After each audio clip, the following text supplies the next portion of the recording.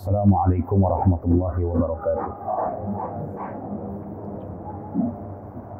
Alhamdulillahilladzi arsala rasulahu bil huda wa dinil haqq liyudhhirahu 'ala ad-dini kullihi wa kafa billahi shahida. Asyhadu an la ilaha illallah wahdahu la syarika lah iqraran bihi wa tauhida wa asyhadu anna Muhammadan 'abduhu wa rasuluh sallallahu alaihi wasallam tasliman mazida. Fa nas'alullaha 'azza wa jalla an yanfa'ana wa iyyakum bihadzal liqa' innahu waliyyu dzalika wal qadir 'alaihi. Allahumma la 'ilma lana illa ma 'allamtana innaka antal 'alimul hakim. Tsumma amma ba'd. Yang saya hormati Bapak Kiai Haji Faisal Ali Nurdin hafizahullah ta'ala dan Buya Bapak Dr. Kiai Haji Idrianto Faisal. Ini saya diapit oleh dua Faisal, luar biasa itu. Para ustadz dan ustazah azanillahu wa iyyakum, dan tentunya yang saya banggakan para santri, ikhwan dan akhwat. Mudah-mudahan ini menjadi alamat al-khair, tanda di mana Allah Subhanahu wa taala menginginkan kebaikan kepada kita semua, dan kita memohon kepada Allah agar diberikan kekuatan untuk bisa mendapatkan manfaat dari majelis yang singkat ini. Salawat dan salam selalu dan senantiasa tersampaikan kepada Nabi Muhammad sallallahu alaihi wasallam, kepada keluarga, para sahabat dan segenap umatnya yang istiqamah di atas bimbingan dan ajarannya. Kita memohon kepada Allah Subhanahu wa taala agar diberikan kekuatan untuk senantiasa istiqamah di hari-hari yang penuh dengan bala, penuh dengan ujian, cobaan. Maka istiqamah ini khairum min alfi karamah. Istiqamah itu jauh lebih baik dari kebaikan itu sendiri. Kurang ya? Ikhwan fiddin azakumullah, teman-teman sekalian, al-liqa al-awwal ini, sebelum kita masuk kepada materi, ada baiknya saya memperkenalkan diri ya, ya. Gitu ya, ta'aruf. Nama saya Imam Arif, lahir di Bekasi, ya, orang Bekasi, dan aktivitas saya itu bersama beliau, menjadi muridnya beliau. Oh, jadi guru gitu? Muridnya beliau di Lajnah Tashih Mushaf Al-Quran. Jadi di Kementerian Agama itu ada unit yang tugasnya adalah khidmatul Quran, namanya Lajnah Pentasihan Mushaf Al-Quran. Di unit itu, di antara yang diurus adalah tafsir. Jadi menjaga tidak hanya teks, keaslian teks, tetapi juga kesahihan makna. Dan di antara beberapa hal yang dikeluarkan oleh Kementerian Agama, di antaranya adalah tafsir Al-Quran 11 jilid itu. Kemudian juga tafsir tematik yang di sini akan dibahas ya. Nanti akan dibahas tafsir tematik Kementerian Agama. Kemudian juga tafsir ilmi. Ya. Kemudian juga beberapa ulumul Quran, beberapa produk ulumul Quran yang menjadi penguat dari tafsir. Di antaranya adalah al-asbabun nuzul. Kita pun mengeluarkan asbabun nuzul. Kemudian juga al-makki wal madani. Kemudian juga asma'us suwar, ya, dan produk-produk lainnya yang menjadi naskah akademik untuk menguatkan mushaf standar Indonesia yang dikeluarkan oleh Kementerian Agama. Jadi ternyata negara ini sebenarnya sudah ngurusin Al-Quran. Ini salah satu bukti kalau pemerintah sangat memperhatikan umatnya. ya. Di sisi lain gitu ya. Di sisi lain wallahu alam, tapi di sisi ini kita mesti bersyukur pemerintah kita itu ngurusin urusan besar gitu ya. Urusan Al-Qur'an ini adalah urusan besar dan alhamdulillah ya diurusin oleh pemerintah. KHI pernah ada kompilasi hukum Islam pernah ada. Enak, sahih. Jadi luar biasa. Cuman kalau lajnah memang dia khusus di produk-produk ke-Al-Qur'anan. Nah di lajnah itu anggotanya adalah para lulusan-lulusan Al-Qur'an ya. Kalau di kampus berarti jurusan IAT ya, ilmu Al-Qur'an dan tafsir. Gitu. Tapi saya sendiri sebenarnya saya jurusan fisika. Saya di ITB, jurusan fisika ITB tahun 98. Cuman saya khilaf, ketika itu saya khilaf ikutan tes ke Mesir diterima gitu. Jadi saya, aku hampir lulus. Spesialis hampir lulus, Prof. Ya, jadi tahun 2002 pas saya mau sidang, itu saya harus memutuskan pilih naik pesawat untuk pertama kalinya karena beasiswa atau sidang, dan ketika lulus pekerjaan sudah sangat menanti gitu ya. Ada beberapa perusahaan yang sudah ambil gitu, cuman istikharah dan saya putuskan untuk mengambil ke Mesir, walaupun saya nggak tahu bahasa Arab apa. Saya cuma iseng aja ikut ujian itu, Prof. Jadi aku anggap Prof. Ada. S3 juga enggak saya. Nggak apa-apa. Prof itu kan macam-macam, profesor, provokator juga bisa gitu. Jadi begitu.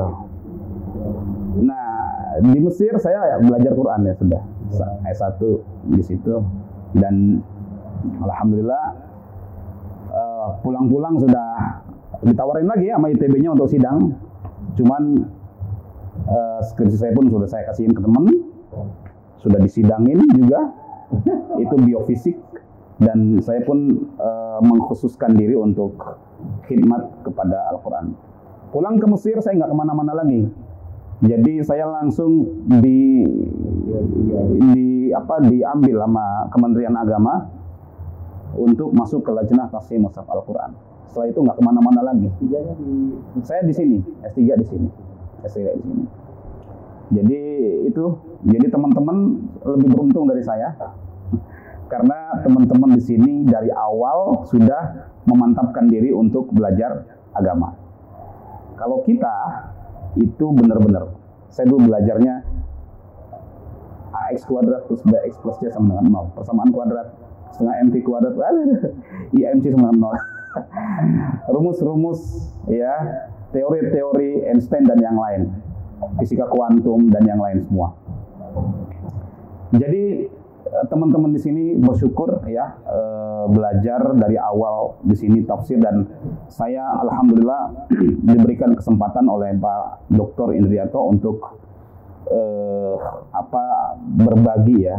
Ini bukan berbagi ilmu, mungkin berbagi pengalaman terkait dengan ulumul Quran gitu ya, terkait dengan ulumul Quran yang sebenarnya saya yakin sebagian teman-teman ini sudah menjadi makanan kesehariannya, karena kan setiap hari teman-teman berinteraksi dengan Al-Quran. Saya kira itu ya ta'aruf kita pertama, dan kita akan insyaallah nabda insyaallah ta'ala bil muqaddimah ya. Ana ashrah lakum bil arabiyyah wala bil indonesia kilahuma tayyib tayyib ayyuhuma takhtar Indonesia Sundawi bahasa Sunda biasa orang biasa aja orang Sunda iya orang Sunda tapi Sunda dia yang tadi yang tukang ojek ya Kang ya Nurul Ilmi langsung ke dia terkenal Nurul Ilmi itu ternyata ada dia langsung ada beliau Apa ya? Nggak ada beliau. Ya.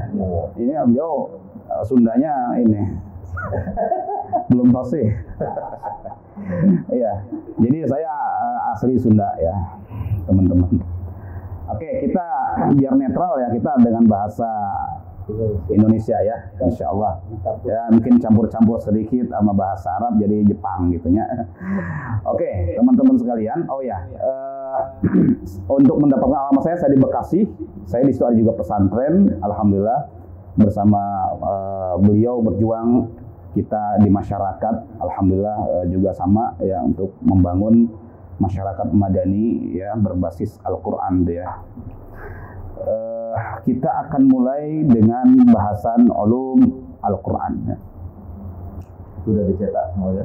Sudah dicetak, iya. Baik. Bahasan saya, metodologi saya akan membahas secara metodologi ilmiah.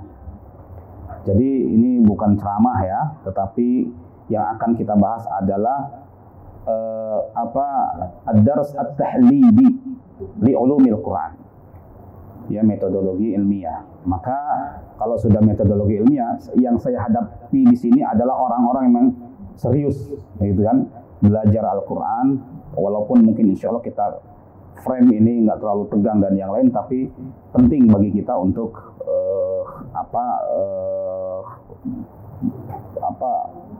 menggunakan metodologi ilmiah dalam pengajaran.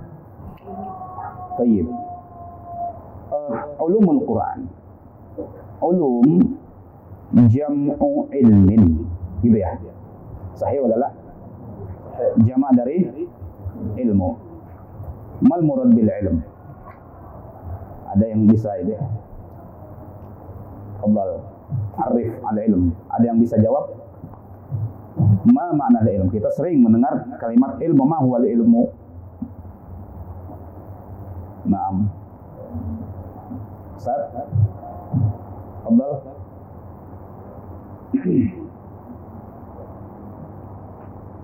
Ayah, ada yang bisa jawab apa itu ilmu? Secara bahasa dan secara istilah.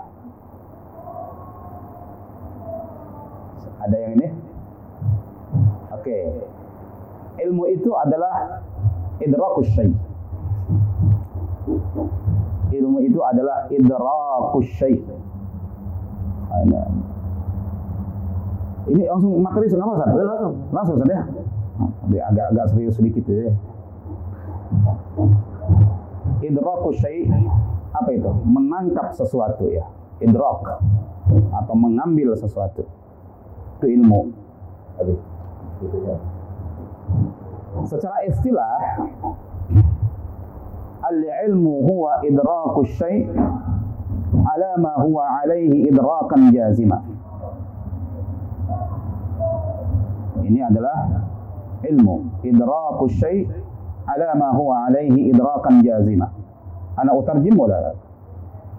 Perlu diterjemahkan? Hah?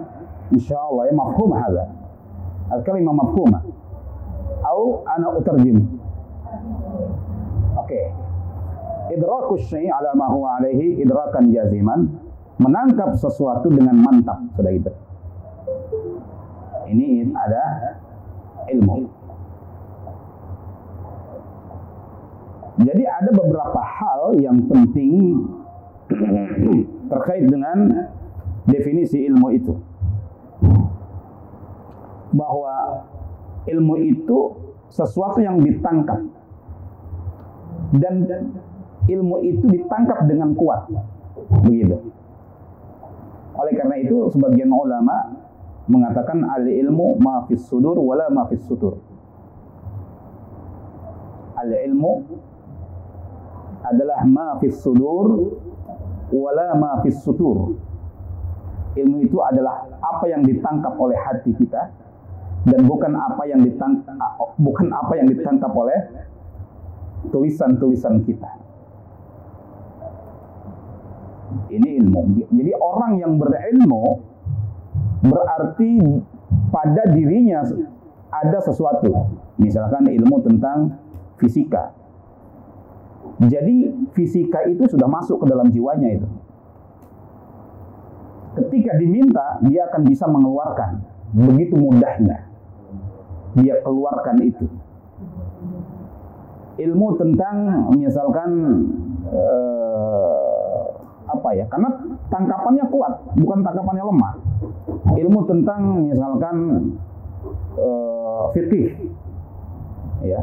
Maka pada dirinya, misalkan tentang fikih salat atau fikih taharah, pada dirinya itu sudah ada tentang fikih taharah dengan berbagai macam level keilmuan. Idrakan jazimah. Ketika ditanya, maka dia akan mengeluarkan ilmu itu dengan mudah. Ini dari definisi ini. Jadi kalau misalkan ada yang ditanya tentang sesuatu, kemudian dia tidak bisa jawab, tunggu dulu, saya mau lihat dulu catatan. Dia bisa nggak dikatakan berilmu? Nah, sahih hada. Jadi ilmu itu adalah apa yang kita serap, begitu. Bukan apa yang kita catat. Tapi bukan berarti kita nggak mencatat, karena catatan itu adalah apa? Tahapan pertama untuk menangkap ke dalam jiwa kita, dalam hati kita. Makanya kata para ulama, kalau saya salah, qayyidul ilma bil kitab, bahkan begitu. Al ilmu sayyidun wal kitabatul qayyidun. Hakala. Suyuda bil kitab wasiqan. Hakala. Jadi ya harus diikat dengan apa? Dengan tulisan. Makanya para ulama di zaman dulu itu selalu ada apa? Bawa pulpen, ya itu. Saya luar biasa ini, luar biasa. Selalu bawa pulpen. Kalau zaman sekarang ya bawa HP. Bawa HP-nya untuk mencatat ilmu tentunya. Iya, jadi seperti itu ya. Nah, ini adalah mana ilmu. Ya, Prof. Ya, Masya Allah. Barakallahu fiik. Apanya kan? Masya Allah. Kalau guru bangunan aja. Iya. Subhanallah. Ya, lanjut. Iya. Ya. Masya Allah. Jazakallah khair. Barakallahu fiik. Akhir begitu. Masya Allah.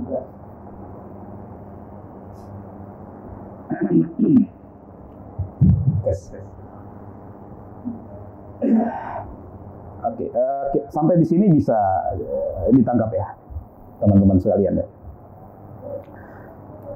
Baik. Wah, dicatat ngeri sekali ini.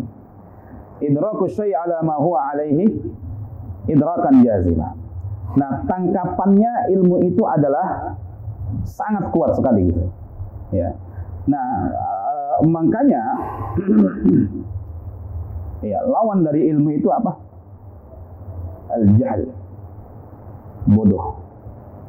Kosong gitu. Itu lawan dari ilmu. Dan adhan, prasangka. Ini juga lawan-lawan dari ilmu.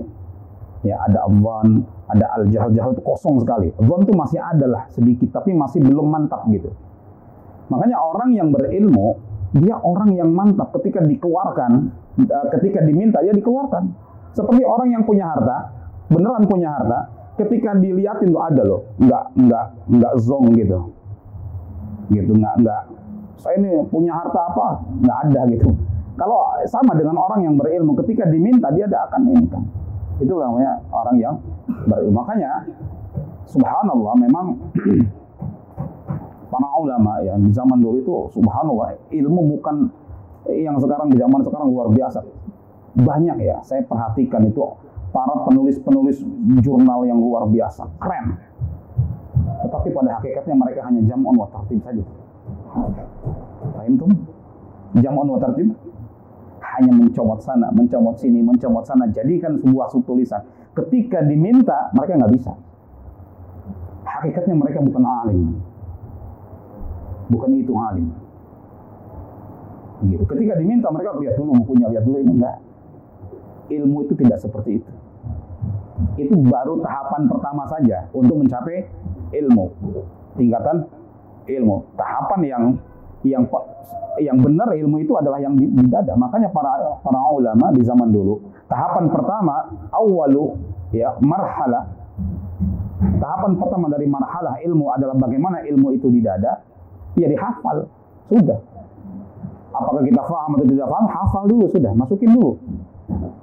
Itu tahapan pertama. Makanya di zaman dulu pertama kali yang harus dilakukan adalah menghafal sudah. Walaupun sekarang banyak dikritik, ngapain menghafal kalau kagak ngerti gitu kan? Tapi subhanallah para ulama di zaman dulu luar biasa. Sejak kecil kita diajarkan, mohon maaf di zaman dulu kita diajarkan matan al-jurumiyah. Di sini diajarkan ada ya. Subhanallah, dulu kan dilombakan, ha? Sampai dilombakan subhanallah. Dan sekarang subhanallah susah orang-orang yang dulunya kecilnya itu menghafal itu susah lupa loh. Gitu kan. Matan al-jurumiyah, kemudian matan-matan mutunul ilm, matan alfiyah Ibnu Malik gitu kan. Itu kan diperlombakan kalau di zaman dulu. Kalau di zaman sekarang ya sekedar lewat saja begitu. Padahal itu ilmu yang luar biasa. Tradisi menghafal itu di zaman sekarang mungkin sudah menjadi agak diremehkan gitu. Ya. Itu kan penting sekali kan matanya al-kalamu wal lafdul muraqabul mufidu bil wadi wa aqsamu salah satu ismun wa fi'lun wa harfun ja'a limana fal ismu yurufu bil khutbi wa tanwin wa dukhul alfi wa lam yukhrij wa khafam wa ya al wawu wal ba'u wa ta'u itu. Wal fi'lu lanjut. Ayo mata dulu ya. Yu'rafu bi qad wasini wa sawfa wa ta'tani sakina wal harfu ma la yasluhu ma'ahu dari ismi wala dari fi'li babul i'rab al-i'rabu huwa taghyiru awal kamil ikhtilafil awamil dakhila alaihi lafzan aw taqdiran wa aqsam. Saya menghafal dulu kecil dan saya susah untuk lupa itu. Sombong amat. Tapi memang seperti itu gitu yang kita rasakan. Benar juga ya. Ilmu itu ternyata pertama kali harus dilakukan oleh seorang guru ketika datang murid ini masih unyu-unyu gitu kan. Oh dia ngapalin, sudah menghafal. Karena kita ngerti gitu. Ternyata ketika sekarang ini susah lupa kita. Padahal kagak murojaah tuh. Jarang kita murojaah tuh. Subhanallah. Kalau mau kalau munalatul mufid kastaqim wa sunafil summa harfunin wahiduhu kalimatun wal qaul wa kalimatun biha kalamun qadim. Itu subhanallah, susah juga kita lupanya gitu.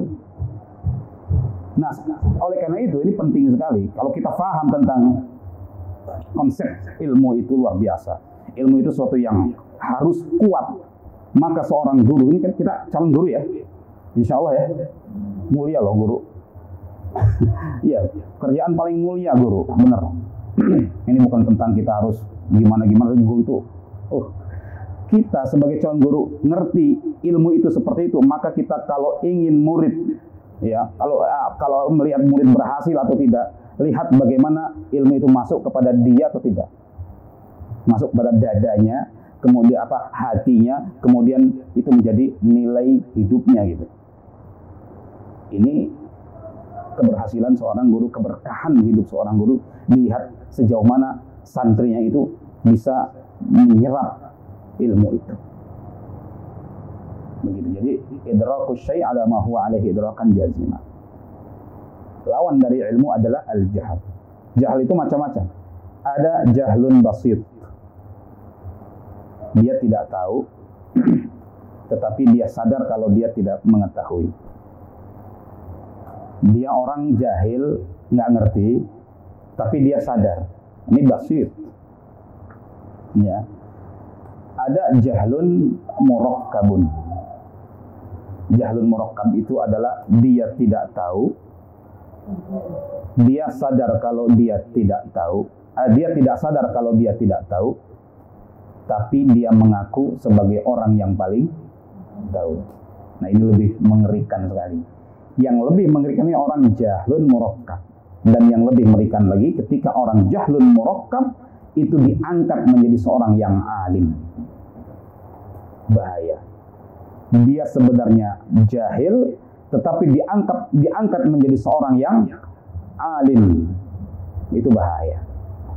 Ya, dalam hadis yang diriwayatkan oleh Al-Imam Al-Bukhari dan Muslim dari Abdullah bin Amr bin Al-As. Gimana hadisnya?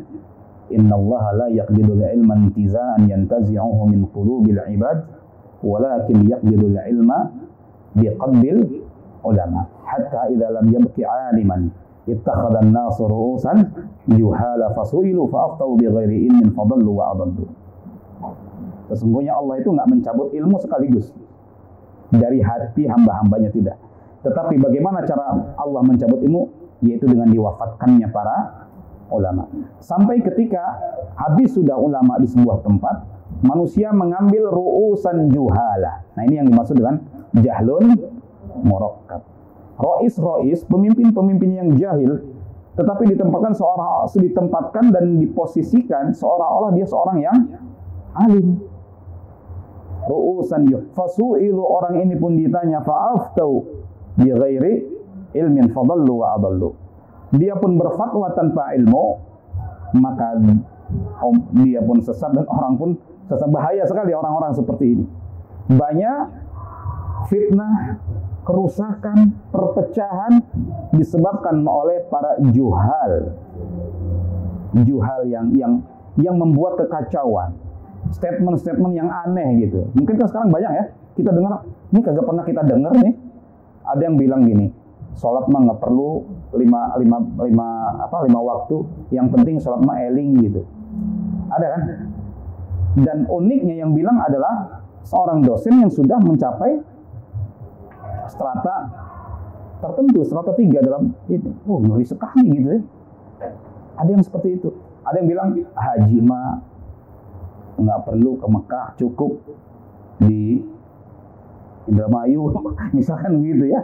Itu kemarin ada yang bilang seperti itu. Statement-statement seperti ini luar biasa banyak begitu ya. Dan uniknya banyak orang yang mengikuti. Disinilah jahlun murakkab. Hadis muttafaqun alaih. Mas, Hadis muttafaqun alaih. alhamdulillah, Ustaz. Insyaallah, Ustaz. Apa yang saya sebutkan pas. Oh gitu, Ustaz. Ada ya, Ustaz ya? Innallaha la yaghfiru. Muttafaqun alaih. Dari Abdullah bin Amr, Ustaz? Sahih? Iya, insyaallah. Sama ya hadis saya. Iya, luar biasa, dicek langsung nih. Aduh, bahaya ini kalau salah. Oke. Oleh karena itu, Rasul sallallahu alaihi wasallam mewanti-wanti. Nah, lihat. Fadallu wa adallu. Lihat, orang pun sesat dan dia pun menyesatkan orang, gitu. Bahaya. Dalam hadis yang lain dari Aisyah radhiyallahu anha yang diriwayatkan oleh Imam Tirmidzi, mudah-mudahan benar nih. Ya, ya'tuna fi akhiriz zaman dajjalun al-kadzabun. Ini lebih jahil dari jahlun murakkab. Karena dia mengajak orang. Dajjalun al-kadzabun ya'tunakum minal ahadithi bima lam tasma'u antum wala aba'ukum. Fa iyyakum wa iyyakum la yudillunakum wa la yuftinunakum. Nanti di akhir zaman itu ada dajjalun al-kadzabun. Ya'tunakum minal ahadithi bima lam tasma'u antum wala aba'ukum. Mengeluarkan statement-statement yang sama sekali belum pernah kita dengar dan juga belum pernah bapak-bapak kalian dengar. Hati-hati terhadap mereka, hati-hati terhadap mereka. La yudhillunakum wa la yuftinunakum. Mereka akan menyesatkan dan membuat fitnah di tengah-tengah kalian. Ini lebih lagi. Makanya orang yang alim itu lawannya banyak. Semakin dia alim dan semakin dia berilmu, jangan harap dia hidup bisa nyaman dan tenang. Karena Allah jadikan orang-orang seperti ini, ya, dunia itu tidak akan pernah bersahabat dengan orang-orang seperti ini. Seperti Buya ini. Dunia ini nggak pernah bersahabat dengan beliau. Nanti di surga ya Buya, insya Allah. Kenapa? Karena memang jalannya para rasul, jalannya para nabi, dan ujiannya luar biasa berat terhadap orang-orang yang alim itu. Makanya dalam hadis Anas bin Malik, Rasulullah sallallahu alaihi wasallam beliau bersabda, "Asyaddun nasi bala'an al-anbiya thumma al-amsal fal-amsal." Asyaddun nasi bala'. Manusia yang paling berat ujiannya itu siapa? Al-anbiya, para nabi. Kenapa? Karena ilmu ada pada mereka gitu. Kemudian yang semisalnya yang ngikutin jalannya. Artinya itu menggabungkan. Kalau tadi membaca Karena memang Quran itu adalah sesuatu yang harus dibaca. Ya, hak Al-Quran pertama kali dihafal atau dibaca. Dibaca ya. Jangan kita terlena oleh sekarang nih lagi rame nih mahat tahfiz gitu ya. tahfiz. Orang harus hafal Quran sih. Padahal hak Quran pertama kali adalah dibaca. Dibaca dulu, makanya mahat tahfiz kalau dia benar nih mahat tahfiz itu ya. Pertama kali yang harus dilakukan oleh pengampu tahfiz adalah mengoreksi apanya? Hafalan atau bacaan? Bacaan dulu dong. Harus betul secara bacaan karena Quran itu adalah bacaan. Sesuatu yang harus dibaca. Nggak ada tuh barang siapa menghafal Quran ABCD gitu kan. Tapi yang ada nasnya apa? Barang siapa yang baca. La aqulu alif lam mim harfun, walakin alif harfun, lam harfun dan mim harfun. Gitu kan? Aku nggak ngatain kata Nabi. Alif satu huruf, mim satu huruf, lam satu huruf. Tapi alif lam mim satu huruf gitu kan? Tapi alif satu huruf, mim satu huruf, lam satu huruf. Harus dibaca. Kan begitu. Memang ini penting. Hak Quran pertama kali itu dibaca. Makanya makna dari Allah lah bacaan. Yang kedua tadi apa tadi? Qarana, menggabungkan. Al-Quran itu menggabungkan berbagai macam solusi dunia akhirat sudah itu. Makanya disebut hudan. Semuanya ada dalam Quran gitu. Berbagai macam hal yang mengatur manusia, baik itu mengatur hubungan dia dengan Tuhannya, mengatur hubungan dia dengan lingkungannya, ya, semuanya ada dalam Quran. Berbagai macam permasalahan solusinya ada pada Al-Quran. Makanya disebut Quran karena dia menggabungkan gitu. Yang ketiga, makna dari Al-Quran itu bukan berasal dari kedua itu. Ya. Tetapi Quran adalah nama alam dari kitab yang Allah turunkan kepada Nabi Muhammad SAW, layaknya nama yang Injil atau Zabur yang diturunkan kepada nabi-nabi sebelum Muhammad SAW. Itu nama, nggak ada kaitannya dengan akar kata manapun, begitu. Terus yang benar yang mana, San? Gitu ya. Ini yang benar yang mana dari ketiga pendapat ini? Ini namanya mentarjih, gitu ya. Selama tidak saling menegasikan, maka ketiganya bisa kita ambil. Quran itu adalah bacaan, Quran itu adalah gabungan dari semua hal, dan Quran itu adalah nama yang Allah Subhanahu wa ta'ala terhadap dari kalamullah yang Allah turunkan kepada Muhammad sallallahu alaihi wasallam. Ini Al-Quran. Sampai sini bisa tidak dipahami? Gitu ya. Oke. Sampai sini ada yang bertanya? Ini udah. Ulum sudah, Qur'annya sudah. Baik. Sekarang ma'nahu at-tarkib al-idhafiyah. Jadi ulumul Qur'an. Tadi kan ulum sudah, Qur'an sudah. Sekarang apa makna ulumul Qur'an? Kalau gitu apa dong makna ulumul Qur'an? Apakah ulumul Qur'an itu adalah menguasai, ya kan, ilmu-ilmu Al-Quran atau apa? Kalau kita lihat, ternyata kalau kita perhatikan, yang dimaksud dengan ulumul Quran itu ternyata maknanya bukan ilmu yang tadi kita pahami. Bukan itu. Kenapa? Karena di dalam ulumul Quran itu ternyata memuat berbagai macam isu-isu ke-Al-Quranan. Jadi bukan ilmu yang tadi didefinisikan oleh para ulama. Jadi istilah ulumul Quran adalah istilah yang merujuk kepada isu-isu ke-Al-Qur'anan yang dikumpulkan oleh para ulama. Makanya disebut ulum Al-Qur'an. Kalau kita perhatikan ya di beberapa definisi yang saya perhatikan itu di bukunya Az-Zarqani gitu. Ulumul Quran itu bukan ilmu yang idrakus syai' ala ma huwa alaihi idrakan jazima, bukan itu. Tetapi ulumul Quran ini adalah sebuah istilah bagi isu-isu yang berkumpul dalam satu buku atau dalam satu media.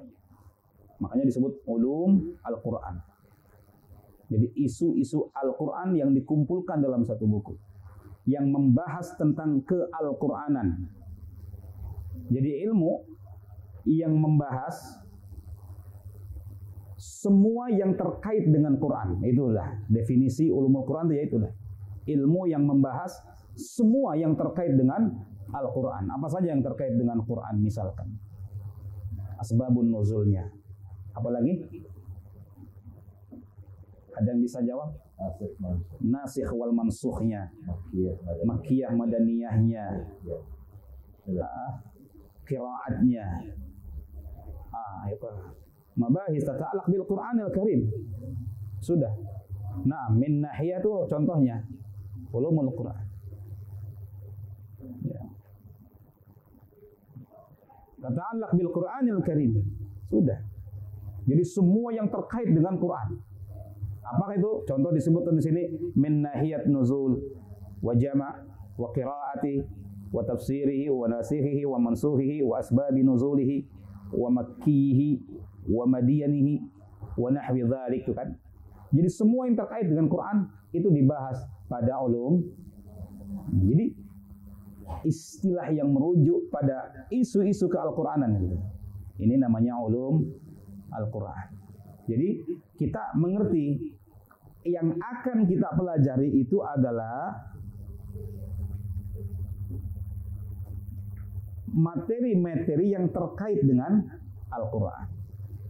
Berarti dari satu materi kepada materi yang lain terkadang ada ketersambungan, terkadang tidak ada ketersambungan. Ya.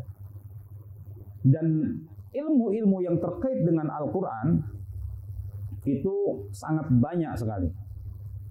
Sangat banyak sekali. Sampai di sini ada yang tanyakan? Saya coba lihat modul saya dulu. Ada? Sebentar. Karena saya baru, ini kan definisi.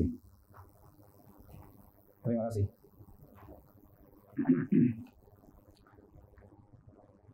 Oke, ini sudah. Ini ada terkait dengan wahyu ya, tapi nanti kita lewat dulu. Oke, nama lain dari Al-Quran. Ya. Tadi kita bahas baru definisi Al-Quran secara bahasa, sebenarnya itu bacaan atau secara istilah ini belum. Iya. Iya.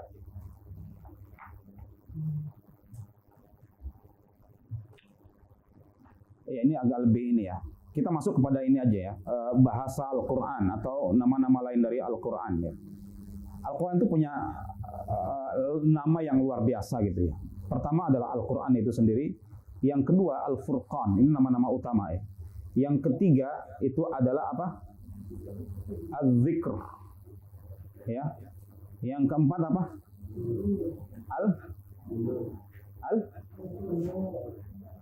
An-Nur. Al-Huda, Ar-Rahman dan yang lain, Asy-Syifa dan yang lain. Wa nunazzilu minal Qur'ani ma huwa asy-syifa. Ini banyak nama-nama Al-Quran ya, yang tahapan menghafal. Begitu.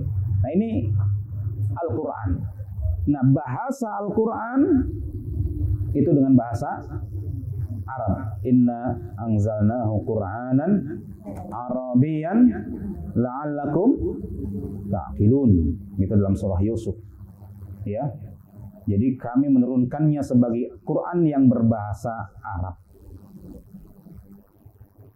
Pertanyaannya, kenapa sih nggak bahasa Indonesia? Atau nggak bahasa lain deh? Kenapa Quran itu diturunkan dengan bahasa Arab? Siapa yang bisa jawab? Ayo. Kenapa Quran nggak diturunkan dengan bahasa lain?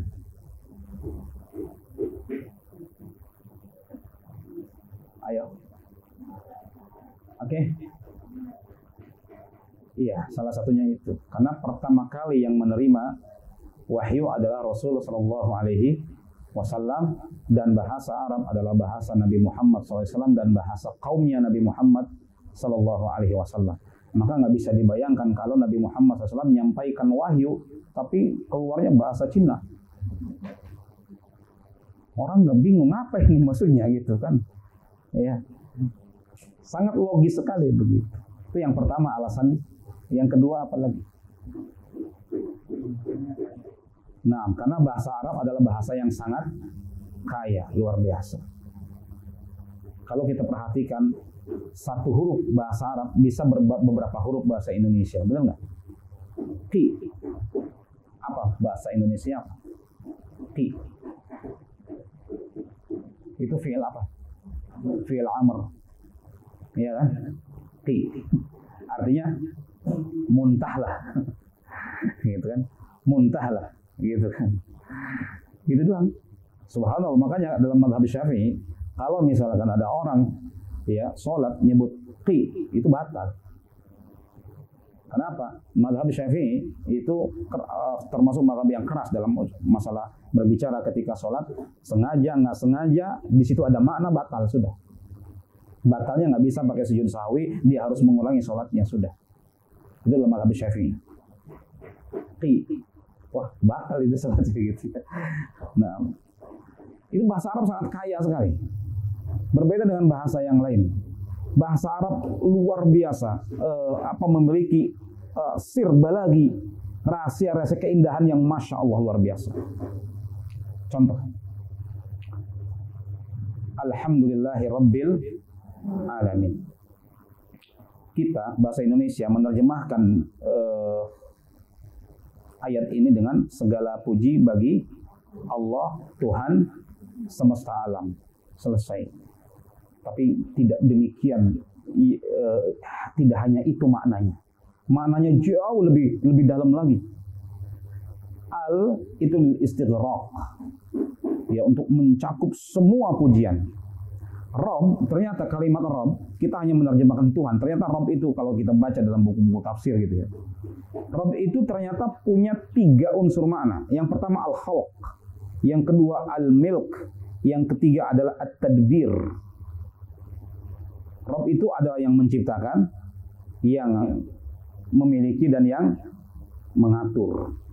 Itu dikumpulkan dalam satu kalimat Rob. Kita nggak bisa gitu. Kita nggak bisa gimana nih caranya nih. Nggak bisa. Kita hanya bilang Tuhan, sudah selesai. Gitu. Tetapi subhanallah, orang yang mengerti bahasa Arab, masya Allah, ini luar biasa sekali. Ya, keindahan bahasa Al-Quran itu luar biasa sekali. Dan detailnya bahasa Al-Quran luar biasa sekali. Makanya tidak akan ada satupun yang mampu menghadirkan semisal Al-Quran, kan begitu tantangannya kan. Ya, Allah menantang siapapun. Ya kan? Apa ayatnya? Wa in kuntum fi raibin mimma nazzalna ala abdina fa'tu bi suratin min mithlih wad'u syuhada'akum min dunillahi in kuntum shadiqin. Ya, kalau kalian ragu, ayo silakan datangkan ini kalian. Kalau kalian ini nggak akan bisa, gitu kan? Walau kalimah, walaupun satu kalimat, tidak ada yang bisa. Di sini makanya Quran diturunkan dengan bahasa Arab luar biasa. Bahasa Arab sangat kaya sekali. Ya. Kemudian dialek dan ragam bacaan dalam Al-Quran itu berbeda-beda. Ya. Ini ada lahjat, ada istilah qiraat. Ini jangan sampai kebalik, atau jangan sampai kebalik-balik itu. Banyak orang yang salah memahami bahwa qiraat itu adalah lahjat. Mohon maaf. Qiraat itu bukan lahjat. Lahjat itu adalah dialek. Dialek itu gimana ya? Kita bahasa Indonesia tapi dialek Sunda. Gimana cara ngomongnya? Bahasa Indonesia tapi dialek Sunda gitu ya. Ada bahasa Indonesia dialek Padang. Ya, Buya nih, kalau lagi ceramah mungkin ada dialek-dialek Padang keluar. Tapi kalau qiraat itu adalah cara membaca, nggak terkait dengan dialek. Yang memang mutawatir dari Rasul Shallallahu Alaihi Wasallam. Kalau dialek itu dari suku-suku sekitar itu, ya. Yang dimaksud dengan sab'atu ahrufin itu adalah qiraat bukan dialek. Cara baca bisa berbeda hamzah, bisa berbeda alif, bisa berbeda ya, bisa berbeda waqaf ibtida, itu cara baca. Dan itu semua ada riwayatnya, ada imam-imam yang meriwayatkannya. Itu namanya qiraat, nggak ada kaitannya dengan dialek. Mohon maaf, saya baru tadi beberapa hari yang lalu ada seorang yang luar biasa dikenal begitu ya oleh kita semua sebagai orang yang luar biasa.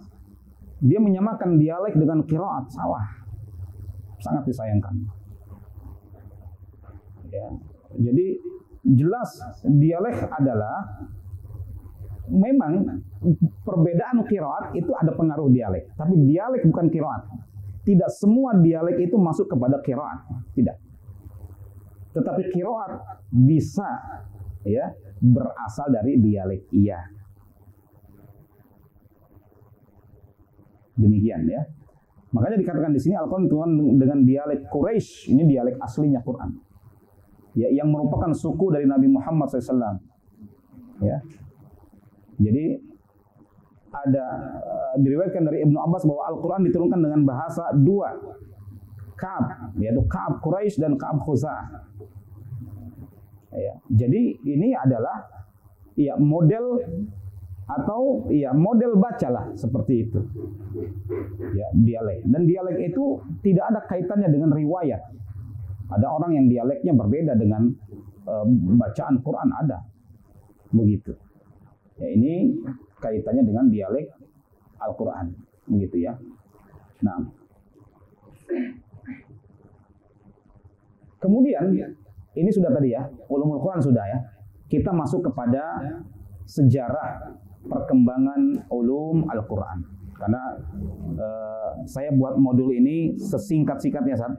Biar ini kan bukan berarti antum sekalian harus ngerti ulumul Quran sedakik-dakiknya, tapi biarkan ini kan nanti akan dikembangkan sendiri oleh teman-teman ya. Nah, perkembangan ulumul Quran. Ulumul Quran itu tadi kita katakan ini adalah isu-isu ke-Al-Quranan yang dikumpulkan oleh para ulama. Begitu ya. Di zaman Rasul Sallallahu Alaihi Wasallam ada nggak ulumul Quran? Pertanyaannya gitu. Secara tadwin ya belum ada gitu kan. Secara apa? Dibukukan ya belum ada kodifikasi ulumul Quran itu. Qurannya aja belum ada di zaman Nabi gitu kan. Langsung Quran, tapi isyarat ke situ itu sudah ada.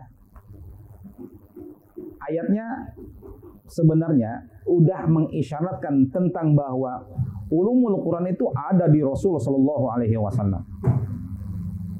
Siapa yang bisa menyebutkan ayatnya gitu? Bahwa sebenarnya Al-Quran itu ada, ulumul Qurannya ada pada Rasul Sallallahu Alaihi Wasallam. Ayatnya adalah la tuharrik bihi lisanaka lita'jala bih inna alaina jam'ahu wa qur'ana. Khalas. Fa idza qara'nahu fattabi'. Kami yang mengumpulkan pada diri kamu. Semuanya kami yang kumpulkan. Maka sebagian ulama, saya baca dari bukunya Zarqani, luar biasa sekali ternyata kita baru sadar Rasul itu sudah megang ulumul Quran pada diri Rasul sallallahu alaihi wasallam.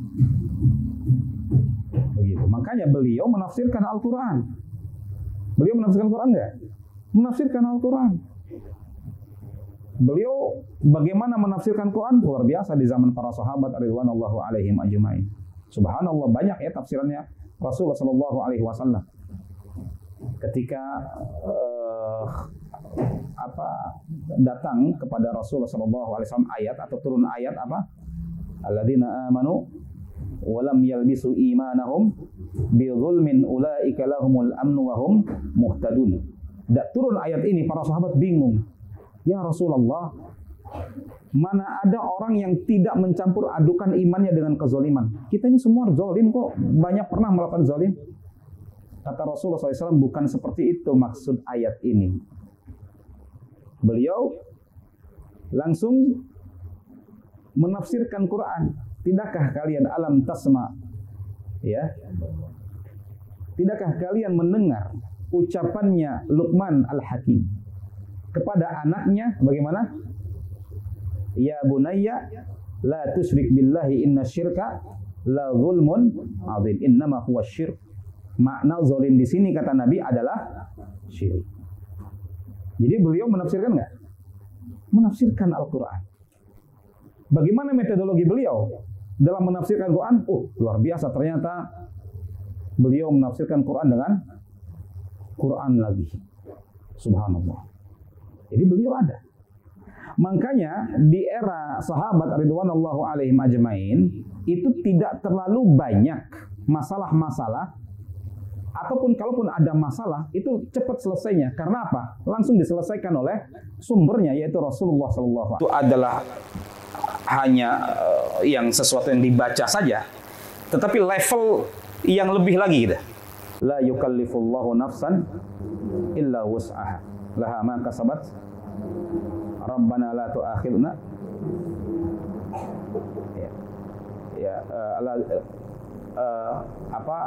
Ketika turun ayat bukan ini, sebelumnya apa itu?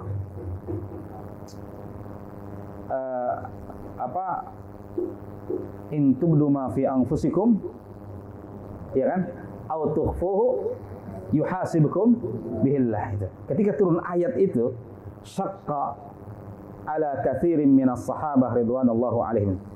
Kebanyakan sahabat merasa berat. Faja'u ila Nabi sallallahu alaihi wa ala alihi wasallam.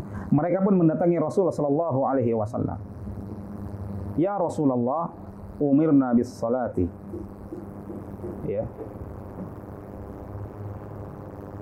Was sadaqati wal jihad. Kita diperintahkan salat, kita salat.